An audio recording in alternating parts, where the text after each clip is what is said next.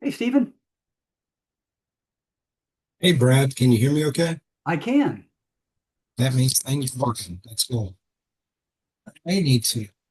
Lord, it's like I've got a glow behind. Yeah, Let me yeah. change around. Can you hear and see me okay? Yeah, Okay. yeah, that's better. Yeah, there you go. We'll give it another minute or two, then we'll go ahead and get started. I know it's probably light attendance given the holiday.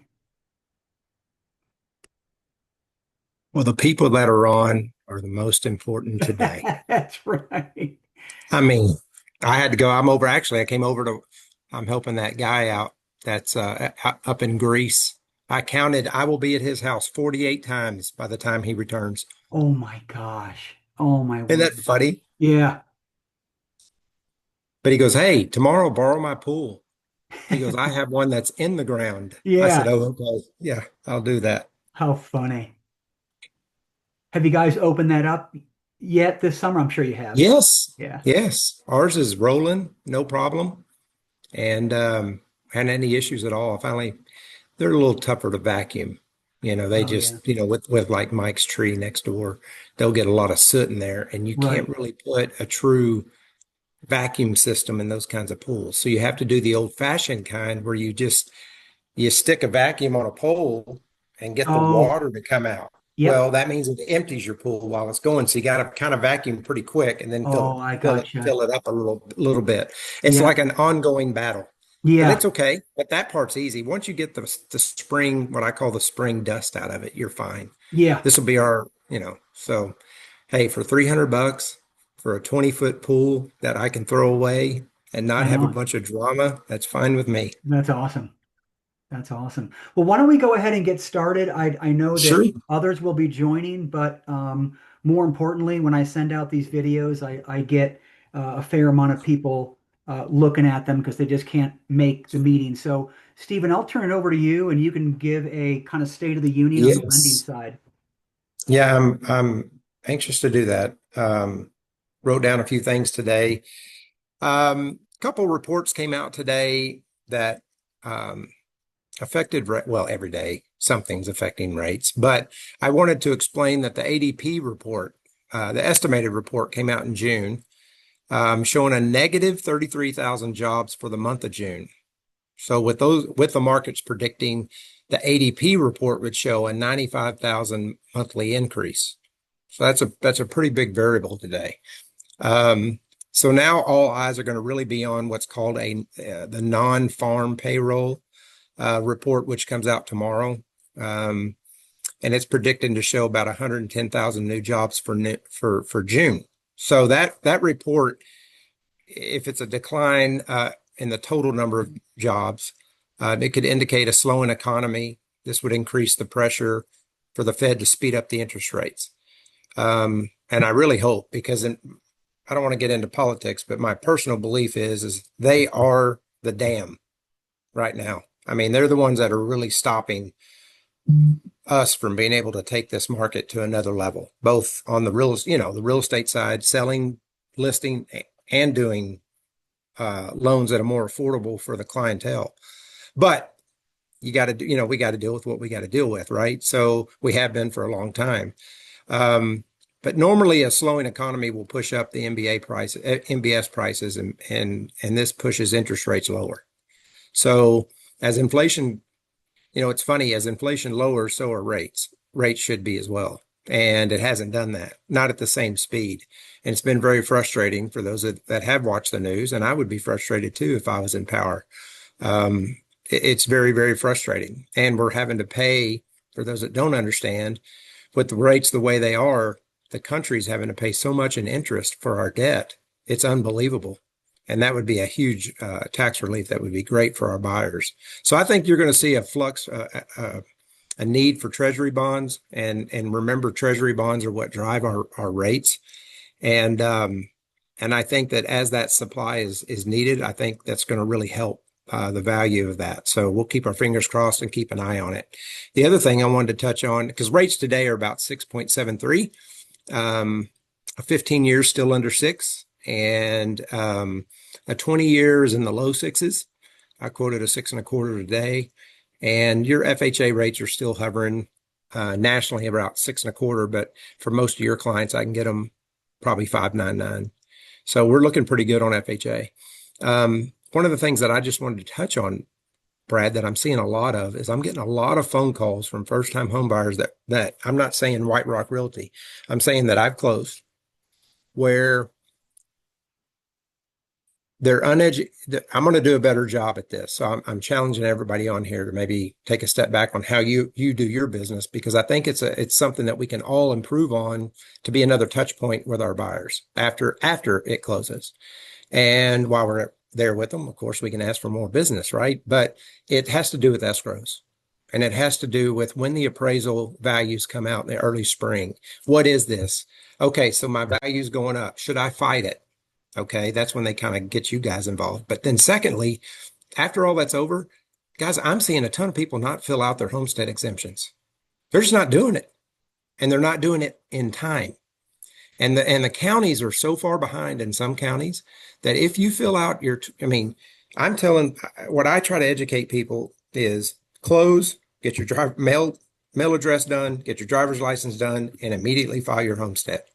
Do not wait until December. Do not wait until January of next year.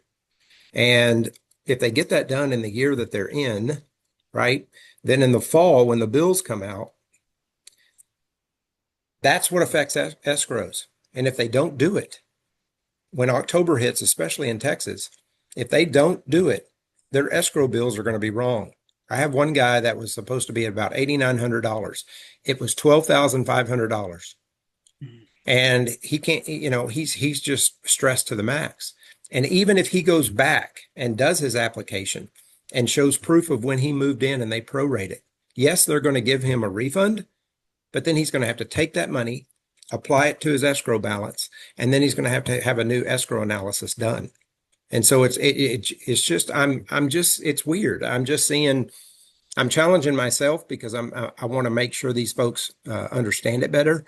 And one thing I'm going to start to do, if I have to, if I just see that maybe it's that type of buyer that's just not very proactive, I'm going to fill out, even though they can do it online, I'm going to fill out the application for them.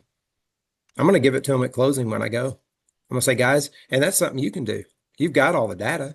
The only thing you don't have is the recorded deed number, but that comes from title. And I'm just trying to see a way maybe we can bring more value to help these folks not get so frustrated when the next year comes. Because if we know that we're getting a tight deal done on 100% financing and they've got a 53% debt ratio and those taxes go up, or their insurance, or they don't, they're going to have a real problem affording their home ongoing. So any value we can bring to that, Brad, I just wanted to share with the group, because I'm just seeing some weird stuff with that. And the other part is on the homeowner's insurance, let's face it. And if some of you have family members in the insurance business, I'm not dogging them, but what I'm seeing is, boom, they'll just renew it. Right. They don't pick up the phone. Right. Hey, let's talk about your bill. Let's talk about anything. They renew it. They send it to me as the lender. And guess what? We're going to pay it. And when we pay it, it's too late. They're going to have to shop it, get a refund, and then do the escrow analysis again. So I would set a timer up at the 9-month mark of every one of your buyers in your calendar and remind yourself to call them. How's the house? How are things going? Hey, I think your insurance is coming due in 3 months. Just something to possibly trigger another phone call to them, just to get them in the loop, because we know how bad it's gone up in Texas, and it's catching up. And if we don't shop it, trust me, their homeowners insurance agent's not going to. And there's a few out there that will, but I'm seeing that a lot too, Brad. So I wanted to share those two things and then just open it up. If anybody's got any questions, we had some great closings, very smooth closings last month. We've got a few working this month. And I know Joyce is out there hunting a house for us right now. And I told her I would sacrifice anything needed except my children. I can't sacrifice them. They're all away. But if you need me to do one of the dogs, let me know. We can get that done. No, I'm just kidding. But I know we don't have a lot of people on, but does anybody, since it is a small group, does anybody have any questions for me or anything you're hearing? That if not, that's a good sign. Okay. Well, Brad, that's all I got, my friend.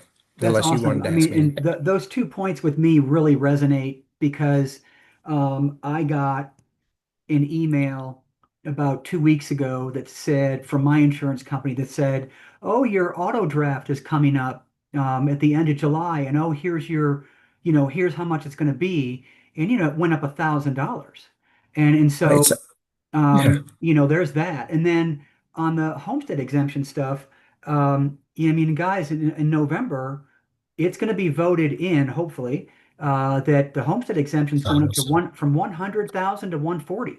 So it's financially beneficial for them to get on that. So I like that approach um, because I can't keep up with when they're supposed to be in and because the dates have changed over the years. And so, if you Oh, file sure. them by January or April, I can't remember what it was. And so to your point, just get it done at closing. Yeah, I get it. I mean, you can get these folks on it within 30 days of them filing their homestead. The minute they get the deed recorded, boom, the house is theirs. And guys, y'all can encourage them to get that stuff into the county immediately.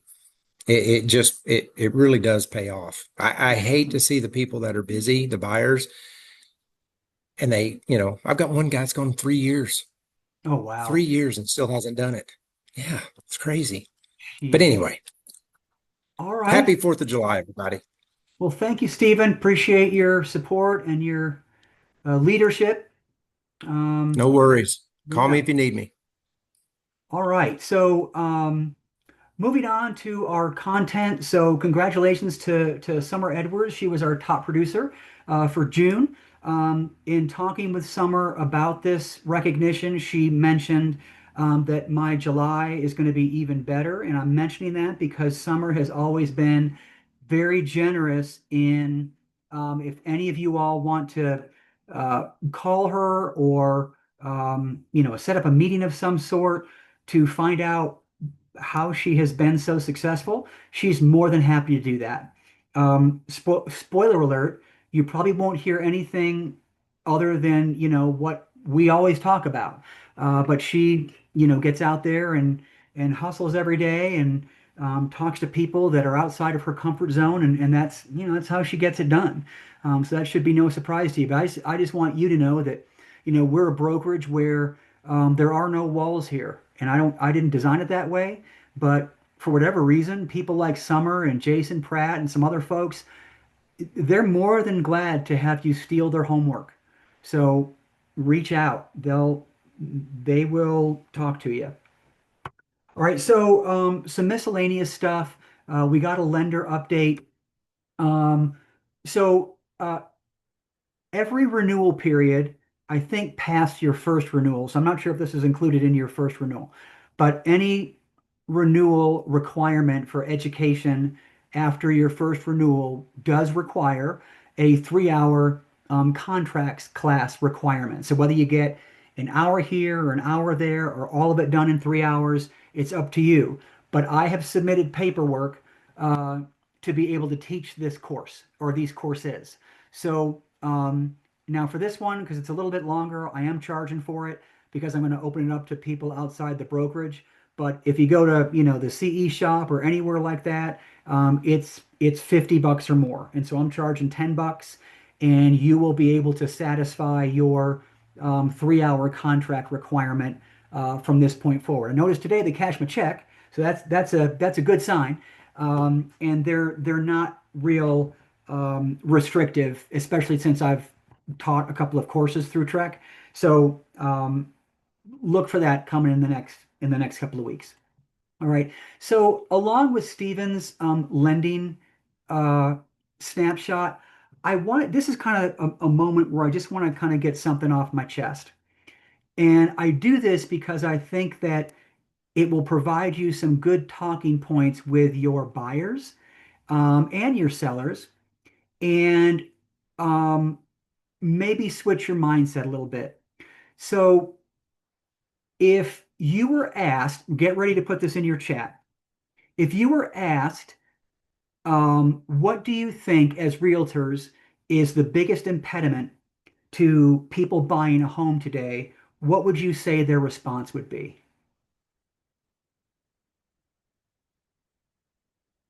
and I'll have the chat open so you can give me your answer.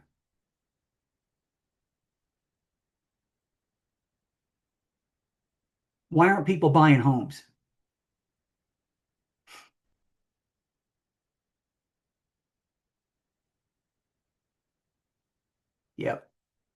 Yep, yep. So, with the exception of a handful of people, everyone says it's the interest rate. So, here's my personal opinion. It is not the interest rate. Um, if you live long enough, these interest rates have been a gift. Now, in 2020 and 2021, in hindsight, this is just my personal opinion. In hindsight, I think the country panicked and implemented a very poor monetary policy, which is the world is coming to an end. There's a lot that we don't know about the pandemic, and our economy is imploding before our very eyes. That's what I got the sense of while we were going through it.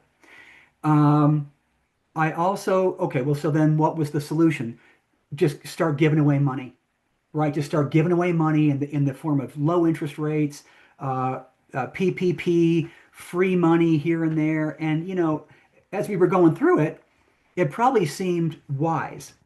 But what it did was that fast forward to now 2025, 4 years later, and people are still delusional that the interest rates are ever going back to 2%.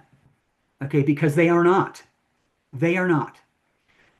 Everyone know what a red herring is in the world of like literature and movies? It's this one thing that the writers throw in to throw you off from observing what's really happening. And I think the interest rate propaganda is just that. Because what I think is preventing people from buying a home is the price. I've been in my home for 20 years, and it steadily went up in value. And it was only until about 2020 or 2021 that it doubled. And I have old neighbors that drive by my neighborhood, and one drove by the other day, and she said, hey, how are things going here? Are you still liking it here? I said, yeah, I love it, but you know what? I'm not moving because I couldn't afford the house that I live in right now. And so you can kind of see where it's not the interest rate, it's the houses are too expensive for most people, pretty much a first-time home buyer. And what is that? 25% of the market? So now, when you do stack on top of that a 2% interest rate higher than it normally has been, that's 2% more on now a higher price point. So you kind of see where it just snowballs. But if I asked you, again, if your buyers were looking for the magic interest rate, knowing that they were never going to go back to 2% again, that they would pull the trigger on something, what do you think they would say that number was? I'm guessing the fives, wouldn't you? Well, my God, that's only a point higher than it is right now. Do you know how easy it is to just buy down the interest rate? Now, it's easy for me to say because it's all about money. And if you're a first-time home buyer, you're scraping and scrapping everything you need to get to the finish line anyway. But I'm just saying that again, red herring, it is not the interest rate. That problem can be solved. And they ain't ever going back to 2%. So, the issue becomes the price. So my entire presentation today is kind of goes back to that point. So what do you do about it? Well, I think there's a lot more negotiation that goes on today with uh, with the price points that are out there, number one. Number two, they may have to move into a condo or townhome that are usually less expensive. They may have to move further out from their ideal location. I am starting to see ads from new construction companies that are specifically advertising. We now have inventory, under 300. I saw one of them that said it was under 200. Now I'd question the quality of the home, but it's just an indication that that really is the issue. It begins with the letter A, and that's affordability.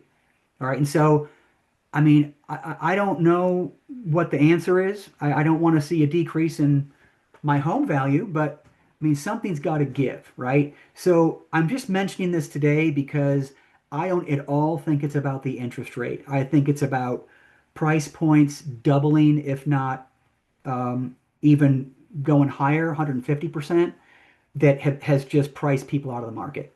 So I don't know if anybody has any comments on that, but that's just my humble opinion. And you're more than welcome to unmute and chime in if you want.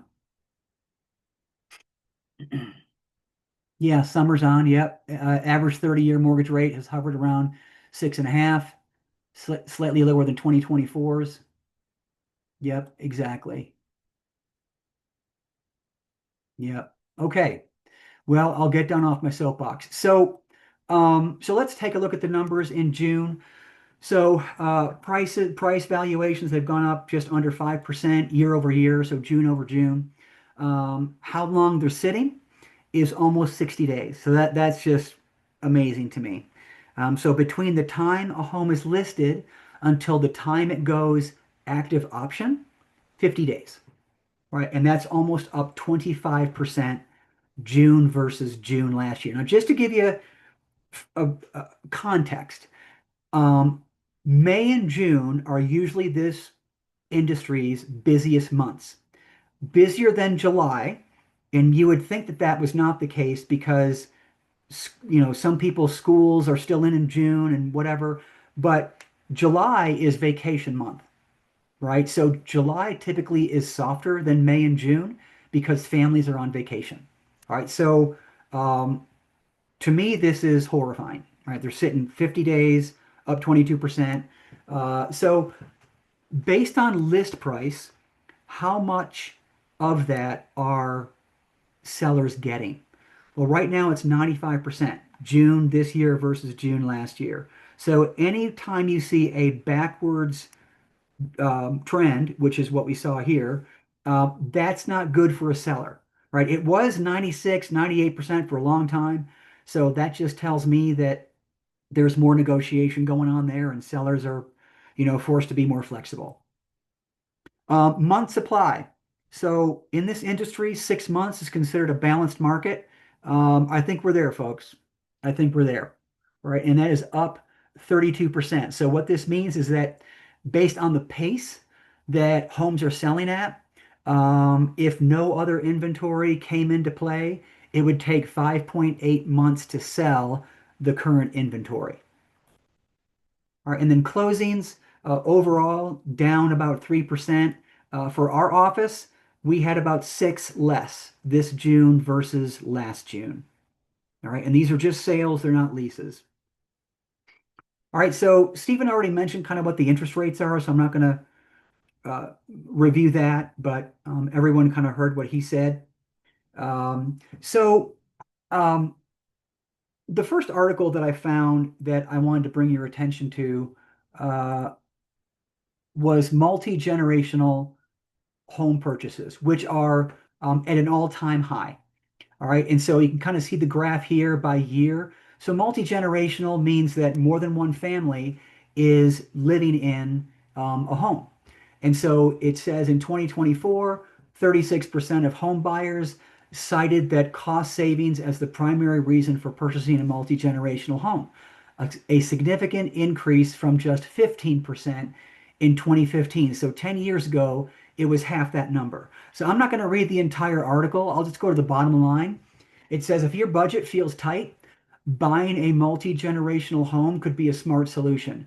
Would you ever consider buying a home with a family member? Why or why not? So again, just getting back to the conversation of affordability, this is what people are being forced to do. I don't know if I ever told you this story before, but I had a neighbor across the street. There's this home in my neighborhood that's just forever a rental property. And it has now sold to somebody who's owner occupying it. But the last set of renters were multi-generational. I mean, and they had like three families in this 3-2, probably 2,100 square feet. And, there were cars up and down the street all the time. It was good times, good times. But I knew why they had to do that. I mean, the rent was like 3,200 bucks.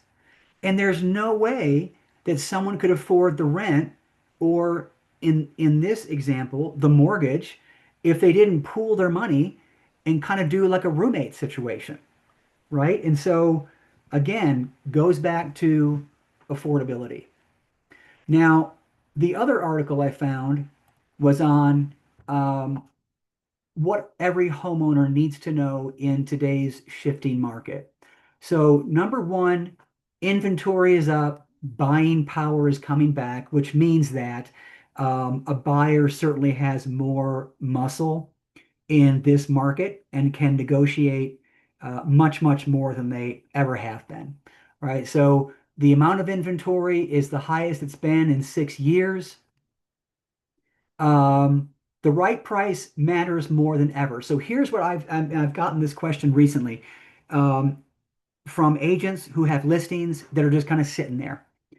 Here's what I've observed. I've observed that if a home, yes, is priced right, that's always been the issue. If it's priced right, but if it needs no work and it's in pristine condition, they are selling.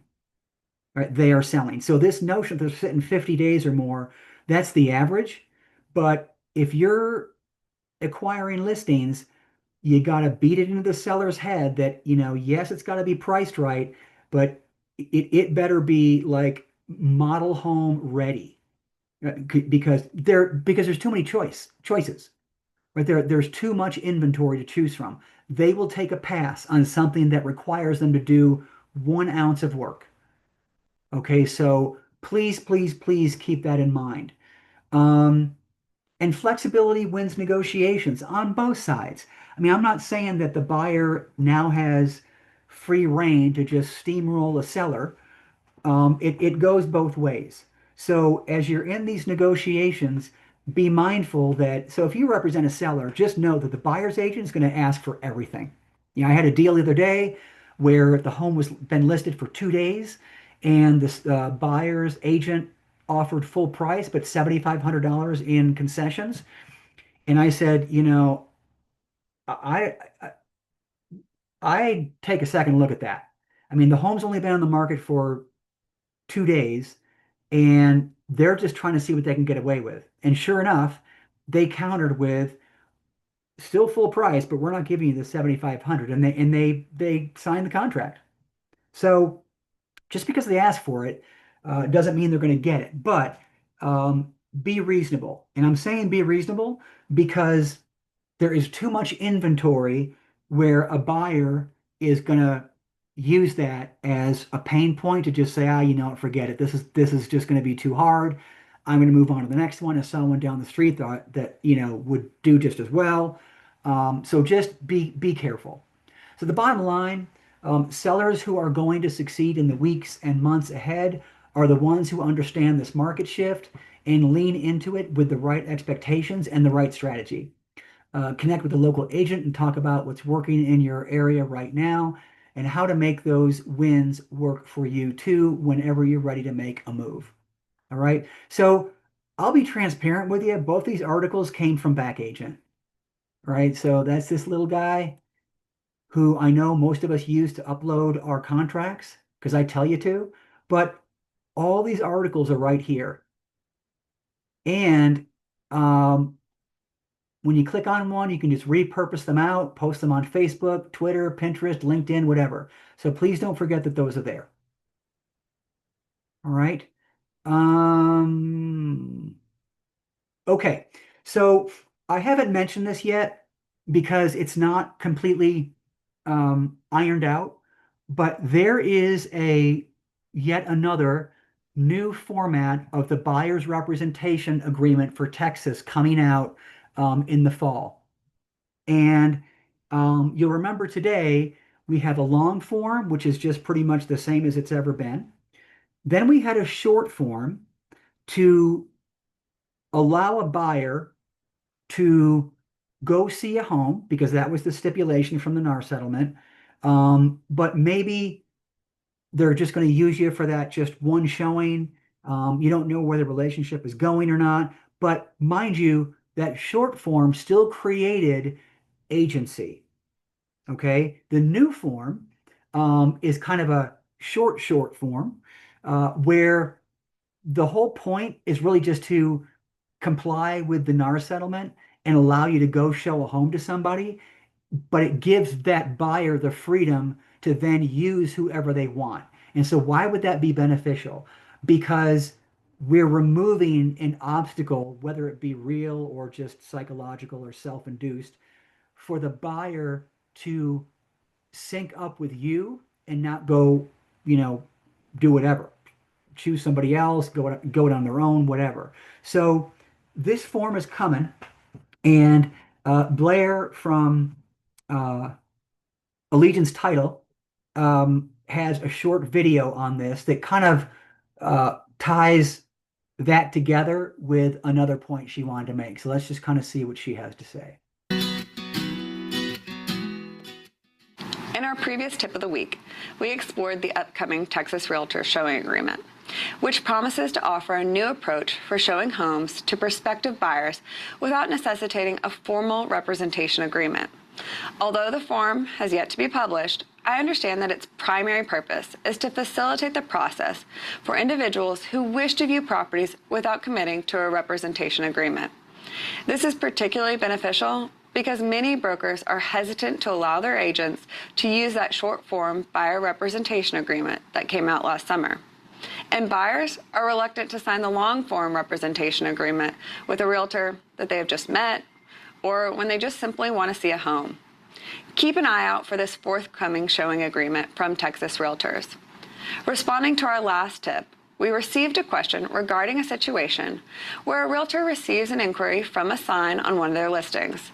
The realtor does not intend to represent the potential buyer, but still wants to ensure that all interested parties have an opportunity to view the property, and therefore representing their seller to get their client the best offer they can. The question was, do I really need to have a buyer's agreement signed to show my own listing to a sign call? As we discussed back in August of 2024, the answer remains no. Listing agents are permitted to show properties on behalf of their client, the seller, as long as the agent understands and discloses to the buyer that they are representing the seller and they do not represent the buyer. It is best practice to have the buyer sign the representation disclosure form 1417 to affirm that they are not represented by the agent and that the agent only represents the seller. As you are aware, upon first contact or face-to-face meeting, an agent must disclose orally or in writing who the agent represents. Having this disclosure in writing is an excellent practice to ensure clarity and transparency in these transactions, while also abiding by the stipulations of the NAR lawsuit. We love getting questions on our tip of the week, so please send any questions or ideas for our next tip to tipoftheweek@allegiancetitle.com. And we appreciate all of you who let us be your partner in the closing room. Okay, so a couple of things to unpack there. First was that apparently she got a question about um, do we need any of this paperwork signed if we're showing our own listing to maybe an unrepresented buyer, I'm gathering. And the answer is no. So that goes hand in hand with what I've mentioned before with regards to hosting an open house of one of our listings. Same answer applies. Because it's the brokerage's listing, you don't need any of that paperwork signed whatsoever. The other point she hit on is something I've mentioned previously, which is representation disclosure. So you can do it verbally, but we do have a form for that under Texas Realtors. That is a TREC requirement, by the way. So whoever you come into contact with, if you represent a client, whether it's a buyer or a seller, you have to disclose your interest.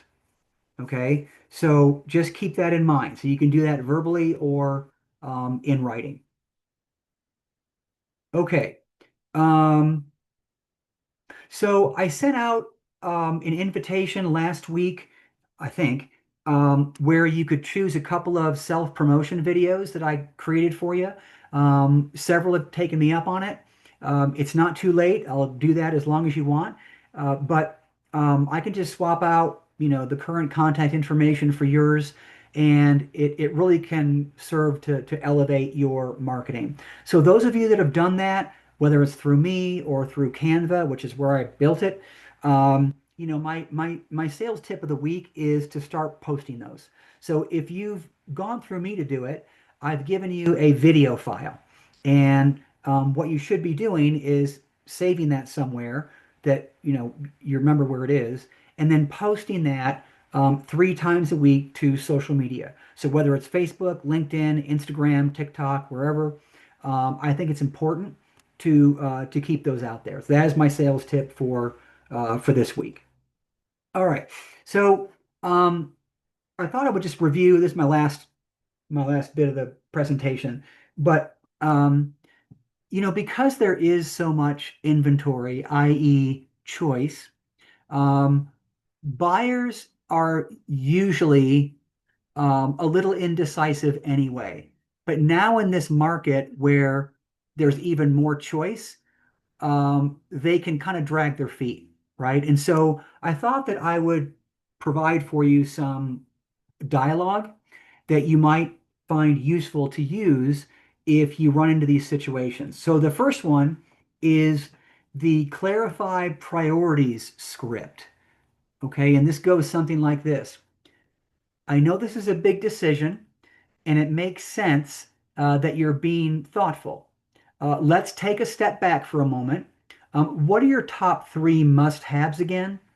Sometimes when we revisit your priorities, the best option becomes a lot clearer. So there's 2 things I like about this dialogue. One is that it comes off as very non-threatening. Number 2, it narrows it down to 3. Like I know you gave me a laundry list of stuff to look for, but who's kidding who? Just give me your top 3 because that's really gonna what you're gonna focus on. Right. And so I find that when you redirect them into, you know, the top 3 and remove this overwhelming feeling of, gosh, it doesn't check all the boxes. It might check some of them, but and so it doesn't matter. Just give me your top 3. Sometimes it can redirect them to making a decision. All right, the next one is called the Future You script. And it goes something like this. Imagine it's 6 months from now, and you're waking up in the home you chose. Which one feels more like your future? Sometimes thinking forward can help take the pressure off the moment. And I think that's a good one. I think that last sentence is the whole reason why you're asking them this question. And I thought that was a good one. The next one is what's holding you back script. And it goes something like this. It seems like you're close to making a decision, but something's still giving you pause. If you had to name the one thing holding you back right now, what would it be? And let's address that together. Right? So I like that. And I'm not saying that any one of these is going to, cause them to make a decision immediately, but I think that it's all about how you phrase it. And if there's one thing that I get asked a lot by agents, it's, I don't know how to navigate through this conversation. Can you help me word this in the right way? The next one is the market perspective script. And this goes, homes like this are moving quickly, and interest rates are still competitive. I'd hate for you to miss out and have to settle later. Do you want to take a moment to weigh the risk of waiting versus the reward of acting now? Now, there's a fine line here between, forcing them into making a decision that they didn't want to make and just kind of helping them, nudge themselves along. But this is a good one for buyers who have looked at 10 or more homes and seem to have found the right one, but they want to sleep on it. Now, there's nothing wrong with that. But if it is a home in a competitive market and it's only been on the market for less than a week, this script applies, right? And you can tell them that. But this would only be after they've looked at a good amount of them. It's almost like, well, what are you waiting for? This will be gone in probably 48 hours. All right. And the next one is the pros and cons script. And it goes something like this. Let's make a quick list of pros and cons for your top two choices. Seeing everything on paper often brings clarity. Once we do that, it might be easier to see which one truly checks the most boxes. All right, so a lot of these, the common denominator is to eliminate what I've called the Home Depot effect, which is there's just too much choice. I can't make a decision. All right, um, these are good for that. All right, and that was it. So any questions, comments, or commentary on the scripting or anything else that we've gone over?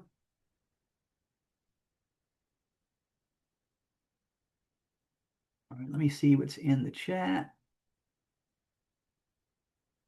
All right, so yeah, so anybody have anything to share or any listings coming up we need to be aware of? If you're in our office Facebook group, I've seen a few listings there where our agents want to make you all aware in case you have a buyer. If you are not a member of our private office Facebook group, please send me an email and I'll send you a link. It's a great group to share ideas and encourage each other and share listings as well. So anything like that to bring to the group today? Yeah, I got it. I got something. I'm back, y'all. Good to see everybody. Hey, Small group Sam. today. Last night I just put on 3 lots up in Gainesville, and they're all three together at .313 and 2.212. We've already got them approved with the city to build houses and stuff like that. So got all the city utilities already right there. We got them listed at 49,000, and we're going to sell all three together. So if anybody knows any buyers, we won't be selling them individually to one person or anything like that. We want to sell all three together. And then we've also got the church right next to it that's off market, but we're renovating it. And if anybody knows somebody with a remodeling company that wants to come in and buy it right now, we'd sell it off market. Awesome. Thank you, sir. Is that Pilot Point? Gainesville, up Oh, in I'm sorry. Gainesville. Okay. Yep. Got it. No, you're good. Awesome. Good, good. Thank you. Anybody else?